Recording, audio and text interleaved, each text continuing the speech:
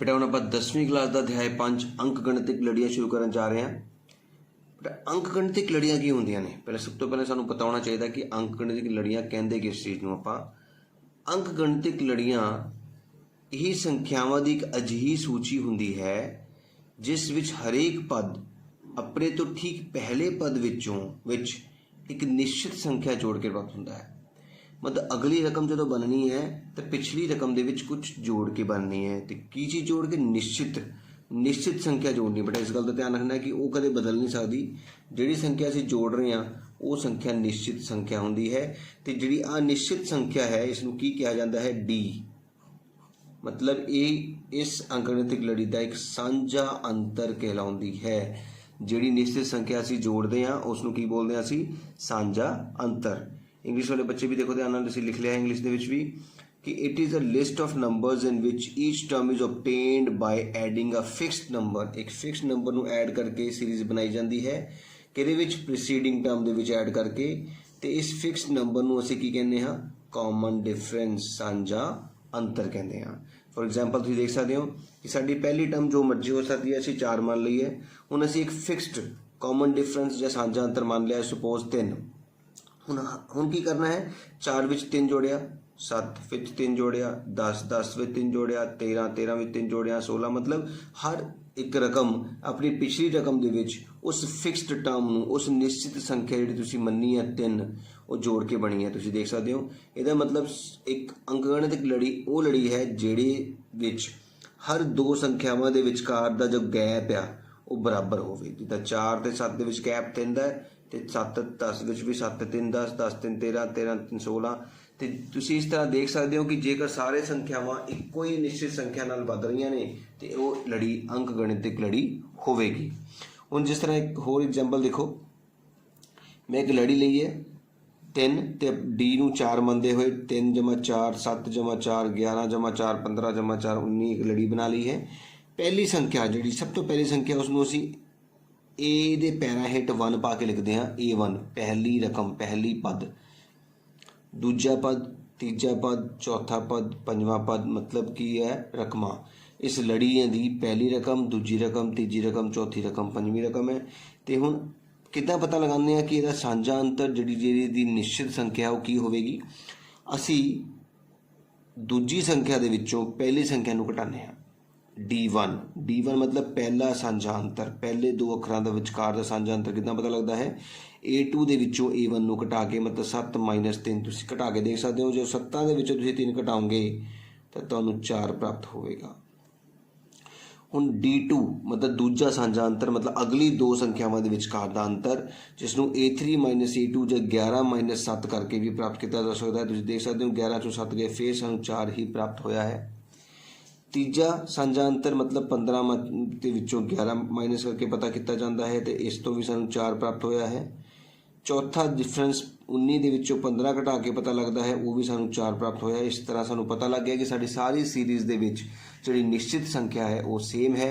इस करके ये सीरीज़ जिहड़ी है साडी अंक गणितिक लड़ी होवेगी। सानूं सवाल पूछा जाता है कि दसो दित्ती हुई लड़ी जिहड़ी है अंक गणितिक लड़ी है या नहीं है। असीं इस तरह D1 D2 D3 जिन्ने डी तुसीं पता कर सकते हो, जिन्नियां रकमां तुहानूं दित्तियां गईयां ने उहदे हिसाब नाल उन्ने साझा अंतर पता करने ने।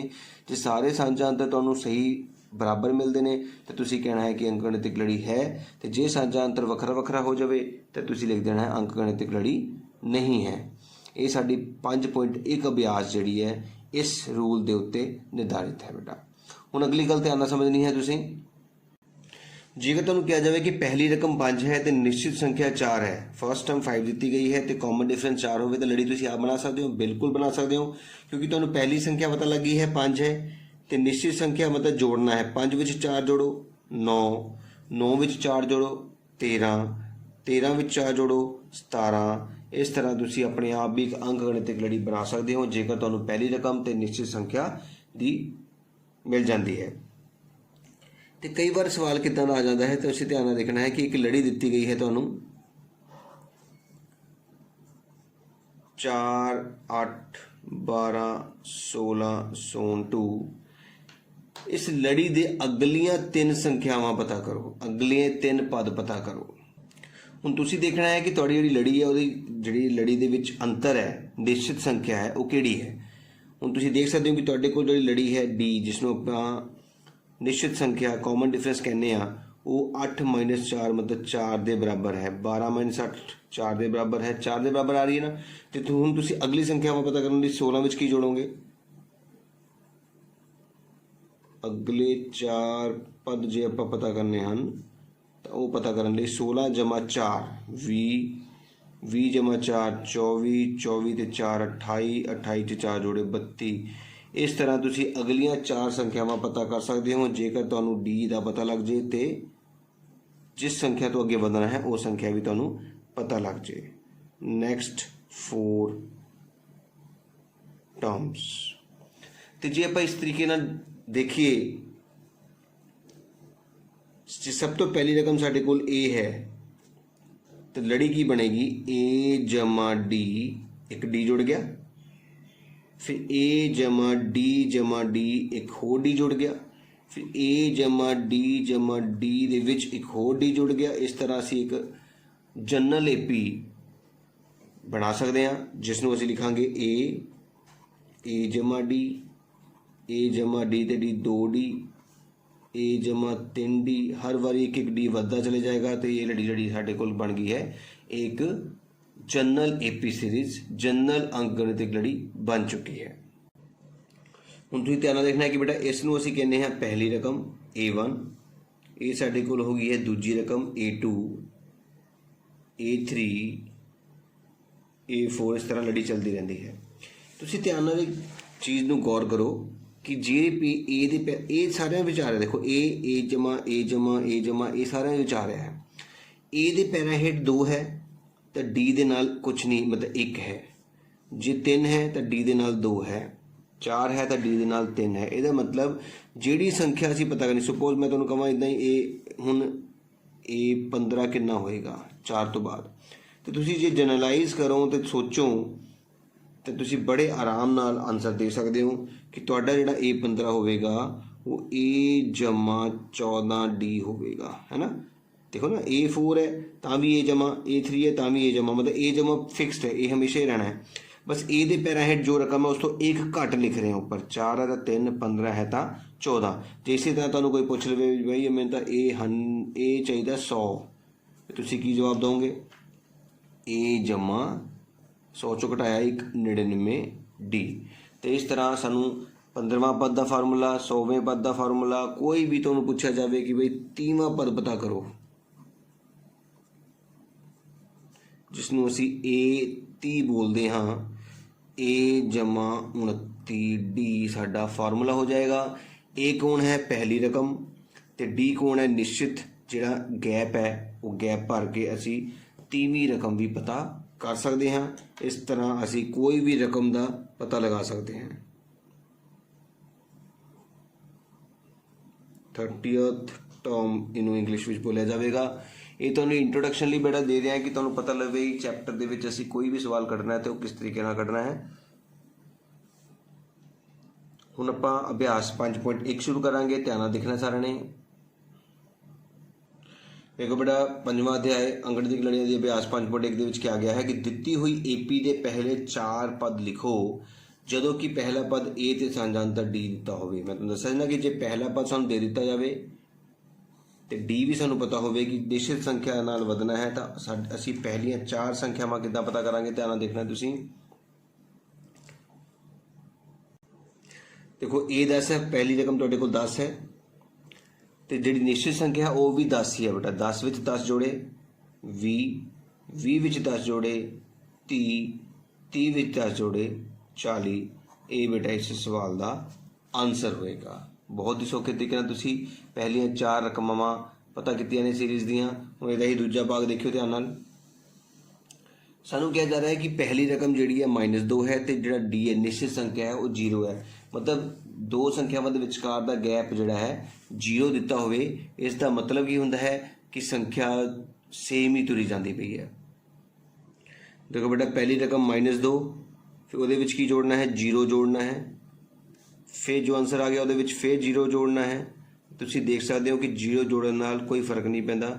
इसदा मतलब -2 फिर -2, फिर -2, फिर -2। इस तरह साढ़े कोल पहलियां 4 संख्यावां जिहड़ियां ने वो -2 -2 -2 -2 ही रहणगीਆਂ। याद रखना ਜਦੋਂ भी किसी भी लड़ी का डी 0 होवे ਇਹਦਾ मतलब उसके ਜਿਹੜੇ हर एक टर्म हर एक ਜਿਹੜੀ ਪਦ ਹੈ ਉਹ सेम ਹੋਵੇਗਾ। तो इस तरह साਡਾ दूजा सवाल भी कंप्लीट हो गया है, दूजा भाग भी। तो हुण तीजा भाग करन जा रहे हैं। ਹੁਣ ਸਾਡੇ ਕੋਲ ਪਹਿਲੀ ਰਕਮ ਬੇਟਾ 4 ਹੈ ਤੇ ਦੂਜੀ -3 ਹੈ। ਦੇਖੋ डी ਸਾਡਾ -3 ਹੈ, ਇਹਦਾ ਮਤਲਬ ਸਾਡਾ ਸਾਂਝਾ ਜਿਹੜੀ ਨਿਸ਼ਚਿਤ ਸੰਖਿਆ ਉਹ ਘਟ ਰਹੀ ਹੈ। ਤੇ ਪਹਿਲੀ ਰਕਮ ਅਸੀਂ ए पैरा हेठ 1 पाने हैं, दूजी ਲਈ 2 पाने हैं, तीजी ਲਈ 3 पाने हैं, चौथी ਲਈ 4 पाने। इस तरह भी कर सकते हैं क्योंकि डी माइनस आ गया तो सानू हल करना पएगा। A1 साडे कोल पहली रकम जिहड़ी है 4 है, दूजी है 4 विचों असी डी मतलब 3 घटाना है। कितना आ गया बेटा 4 - 3 1।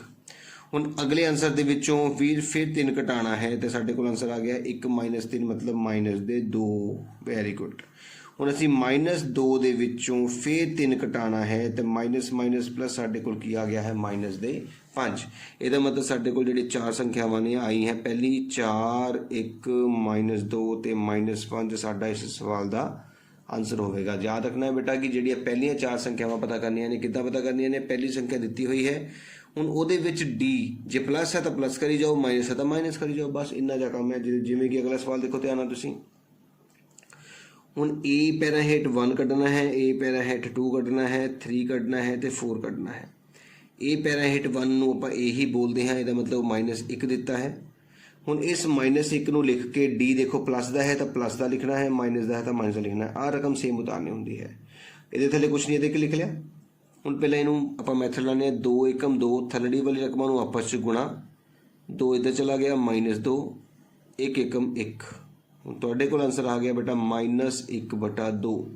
ਹੁਣ ਇਹ ਰਕਮ ਦੁਬਾਰਾ ਲਿਖ ਦੇਣੀ ਹੈ ਤੁਹਾਡੀ -1/2, फिर डी दोबारा लिखना है +1/2। मेरी गल समझ आ रही है कि हर जो आंसर आया है उस आंसर ਨੂੰ लिख के डी ਉਹਦੇ ਵਿੱਚ ਜੋੜੀ ਜਾਣਾ है।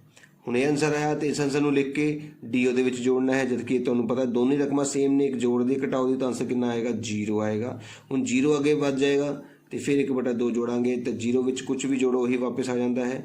तो इस तरह ਅਸੀਂ 4 संख्यावां पहली -1, दूजी -1/2, तीजी 0 तो चौथी 1/2 पता की है, जो कि इस सवाल का साडा आंसर होएगा। उम्मीद कर रहे तो समझ आ रही होगी कि पहली संख्या वही लिखनी है, ਉਹਦੇ ਵਿੱਚ डी ਨੂੰ बार बार जोड़ी जाना है। जो नवा आंसर आया उस नवे आंसर ਵਿੱਚ डी जोड़ना है, इस गल का ध्यान रखना है। अगला सवाल देखना बेटा तुसी, 5वां भाग कहता है ए का मूल साढ़े कोल है -1.25, मतलब ए के पैरा हेठ 1 चाहिए है, ए के पैरा हेठ 2, तो ए के पैरा हेठ 3, तो ए के पैरा हेठ 4। ए के पैरा हेठ सानू दी हुई है -1.25। हुण ये वाला आंसर असीं पहलां इत्थे लिख लेना है। तो ये डी देखो माइनस का है तो माइनस का ही लिखांगे, माइनस बेटा प्लस होंदा है, इस करके 1.25 दे विच 0.25 नूं प्लस करांगे। 0 10 उपर 1 5, तो साढ़े को आ गया है -1.50। फिर नवा आंसर जोड़ा आया है वो फिर लिखांगे तो फिर डी उतार लाँगे। तो फिर हुण -1.50 दे विच फिर 0.25 जोड़ांगे असी 5 7.1 -1.75 आ गया है। फिर नवा आंसर असी लिखांगे तो डी फिर माइनस के 0.25 दिते हुए ने, माइनस फिर प्लस हो गए 1.75 दे विच फिर 0.25 जोड़ा जाएगा। 0 7 8 9 1 10, 0 पर 1 2, सानू माइनस दे 2.00 प्राप्त होए ने। इस तरह से 4 संख्यावां -1.25, -1.50, -1.75 ते -2.00 सानू इस सवाल का आंसर प्राप्त होया है। साडा पहला सवाल बेटा 5.1 अभ्यास का खत्म हो गया है। दूजा सवाल करन जा रहे हैं। ध्यान नाल समझो बेटा कि 4 संख्यावां कड्ढण लई असी पहली संख्या दे विच डी जो प्लस है तो प्लस करना है, घटाओ है तो घटाओ करना है। फिर जिहड़ा आंसर नवा आया है उस नवे आंसर दे विच फिर डी जोड़ घटाओ करना है। फिर जो आंसर आया है उस आंसर विच फिर जोड़ घटाओ करनी है। इस तरह असी 4 संख्यावां पता कीती हैं। इस सवाल में सानू कहा गया बेटा कि हरेक एपी के लिए पहला पद ते सांझा अंतर पता करना। सिर्फ और सिर्फ पहला पद ते सांझा अंतर पता करना है बेटा, ध्यान रखना है। पहले पद नूं असीं बोलते हाँ ए ते सांझे अंतर नूं बोलते हाँ डी, बस इस गल का ध्यान रखियो। हुण ए किद्दां पता किया जाता है, पहली रकम नूं ए बोलते हाँ, साडा पहली रकम ए आ चुकी है। डी पता किद्दां करना है, हुण एक गल का ध्यान रखियो। दूजी रकम ने पहली कोल जाना है, इस गल का ध्यान रखियो। दूजी रकम जिद्दां दी है उद्दां दी उतार दो, प्लस दी है तो प्लस दी, माइनस दी है तो माइनस दी। आ रकम तुसीं उतार लई। हुण पहली रकम जो उतारनी है, एरो का निशान देख रहे हो ना, इस रकम का साइन चेंज करके उतारना है। जे 3 प्लस का है तो माइनस का उतारोगे, जे माइनस का होंदा तो प्लस का उतारना है। हुण 1 प्लस का 3 माइनस का माइनस दे 2 साडे कोल साझा अंतर होएगा। इस सवाल का आंसर है बेटा सिर्फ और सिर्फ पहली रकम ते असीं साझा अंतर पता करना सीगा। हुण दूजा देखो तुसीं सवाल। हुण इहदे विच दसो पहली रकम की होएगी? हाँ बिल्कुल पहली रकम तो पहली ही होएगी, -5 होएगी। हुण डी कड्ढण लई असीं की करांगे? सब तो पहला दूजी रकम लिखनी है बेटा, जो भी है -1 है -1 लिखनी है, +1 हुंदा +1 लिख दे। फिर एक एरो जा रहा है पहली रकम के कोल, पहली रकम का साइन चेंज करके लिखना है, मतलब -5 है तो की लिखना है? +5 लिखना है। तो डी का मुल आ गया +-4 बड़ी रकम प्लस दी है, इस करके डी कितना होगा? 4। साझा अंतर असी प्राप्त कर लिया है अपना, जो कि कितना है? 4 होगा। हूँ इस भाग के देखो सब तो पहला पहली रकम कि है साढ़े को 1/3, तो डी कड्ढण लई असीं की करते हैं? दूजी रकम सेम उतारते हाँ, तो पहली रकम का साइन चेंज करके उतारते हाँ, -1/3। 3 साझा है थले, 5 -1 तुहानूं पता है किन्ने हुंदे ने? 4/3 साढ़े कोल डी आ गया है। इस तरह असी पहली रकम ते साझा अंतर पता कर लिया है। अगला सवाल देखो बेटा, 0.6 ये साढ़े कोल 0.6 आ चुका है। डी पता करने लिए आप दूजी रकम नूं लिखण तो बाद पहली रकम का चिन्ह चेंज करना हुंदा है। तो 1.7 विचों 0.6 नूं घटाया तो एक कितना आ गया साढ़े कोल? 1.1, जो कि साडा डी का आंसर होएगा बेटा। इस तरह साडा ये सवाल भी बेटा कंप्लीट हो गया है। ध्यान नाल समझना है कि हर एक सीरीज़ दे विच, एक लड़ी दे विच जे पहली रकम ते साझा अंतर पता करना होवे तो पहली रकम तो हमेशा यही रहेगी। साझा अंतर कितना पता करना है? दूजी रकम नूं सेम उतारना है, तो पहली दे मूरे साइन प्लस है तो माइनस कर देना है, माइनस है तो प्लस करके उसनूं हल करना है। हुण अगला सवाल ध्यान नाल देखियो बेटा,